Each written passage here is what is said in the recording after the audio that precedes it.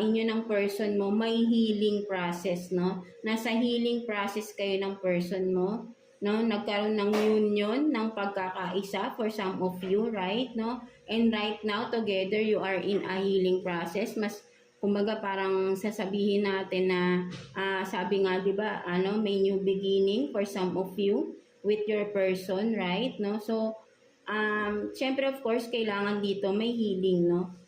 Talikuran na kung ano yung hindi maganda sa kanya-kanya yung buhay, right? Para to have this union, to have this, sabihin natin, kasi union of hearts, right? No?